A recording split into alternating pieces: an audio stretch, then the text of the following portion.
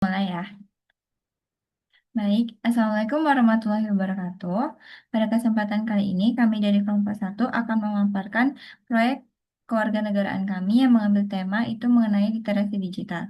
Sebelumnya, izinkan saya untuk memperkenalkan anggota kelompok. Yang pertama itu ada Rahma Alia Sabrina, yang kedua itu ada Hijriah Khairishi, yang ketiga ada Nailatul Khairin, ya, yang keempat ada Salsa Bladi Paramita, yang kelima ada Regita Syafitri, dan yang terakhir itu ada Nanda Amelia. Untuk pemaparan yang pertama itu akan dijelaskan oleh Alia. Pada Alia disilahkan. Baik, terima kasih kepada moderator. Di sini saya akan menjelaskan bagaimana awalan dari proyek kami. Di sini kami mengambil proyek kewarganegaraan kami yaitu berbentuk pengabdian, di mana proyek kami ini berjudul tentang koneksi tanpa adiksi, literasi digital dalam mengatur waktu layar, screen time pada usia remaja di SMP Negeri 10 Padang.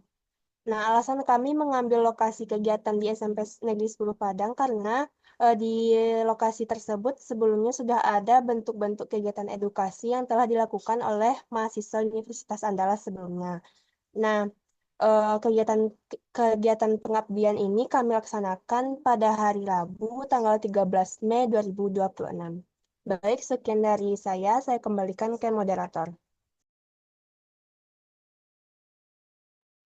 Baik, terima kasih Alia atas pemaparannya. Untuk pemaparan selanjutnya itu akan dijelaskan oleh Riri. Pada Riri disilahkan. Terima kasih moderator. Boleh di next slide.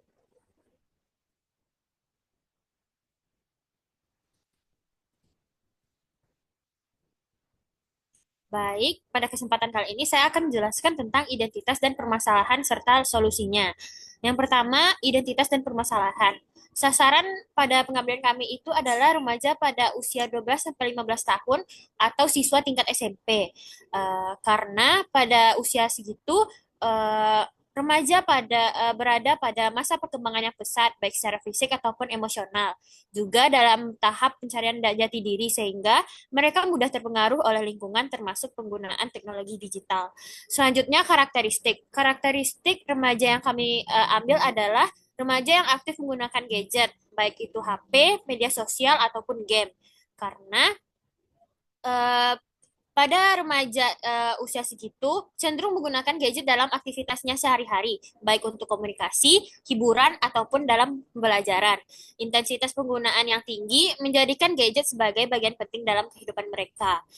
Selanjutnya, permasalahan pada kasus ini adalah screen time yang berlebih dan yang tidak terkontrol, rendahnya literasi digital, serta risiko adiksi gadget, yang mana penggunaan gadget yang terus-menerus tanpa kontrol dapat menimbulkan ketergantungan yang berdampak pada kesehatan mental, konsentrasi, serta hubungannya dalam bersosialisasi. Selanjutnya, solusi yang kami berikan terhadap permasalahan tersebut adalah memberikan edukasi literasi digital. Siswa SMP diberikan pemahaman tentang cara penggunaan teknologi secara bijak, aman, dan bertanggung jawab agar tidak mudah terpengaruh oleh dampak negatif dunia digital. Yang kedua, melakukan pengenalan batas screen time yang sehat. Kita memberikan informasi kepada adik-adik SMP mengenai durasi penggunaan gadget yang ideal sesuai usia, sehingga mereka dapat membatasi waktu penggunaannya secara lebih terarah. Yang ketiga, ada memberikan langkah dasar dalam mengatur waktu saat penggunaan gadget agar mereka dapat membuat penggunaan gadget, mengatur prioritas aktivitas, dan membatasi penggunaan saat waktu belajar atau istirahat agar aktivitas lainnya tidak terganggu. Yang terakhir ada membedakan penggunaan produktif dan hiburan.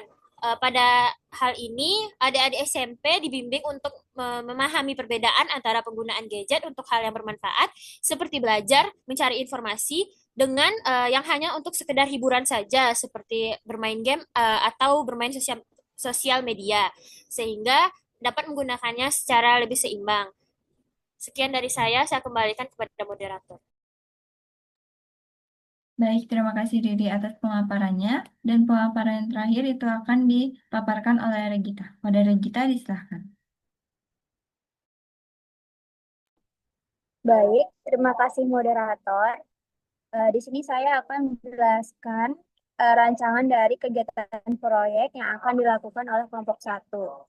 Tahap yang pertama itu adalah persiapan. Nah, pada tahap persiapan ini, kelompok satu itu mengumpulkan data, baik data primer maupun data sekunder.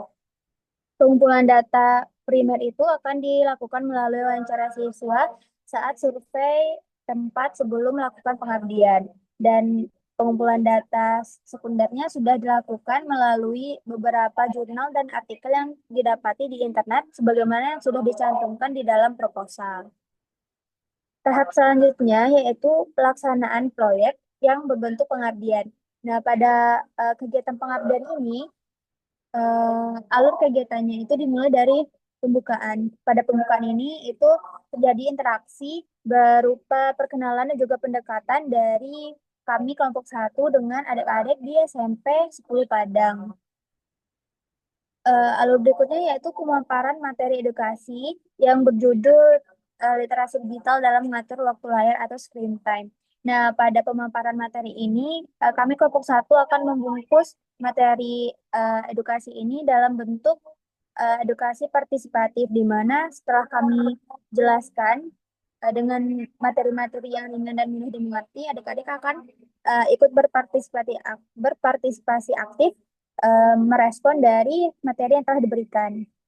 Setelah memberikan materi, kelompok satu akan mengadakan games ranking satu sebagai acuan atau post test dari materi yang sudah diberikan. Jadi games ranking satu ini dikemas dalam bentuk fun learning atau belajar secara asik. Selanjutnya yaitu ada sesi dokumentasi. Pada sesi dokumentasi ini akan diambil konten dan juga foto bersama dengan adik-adik di SMP 10 Padang.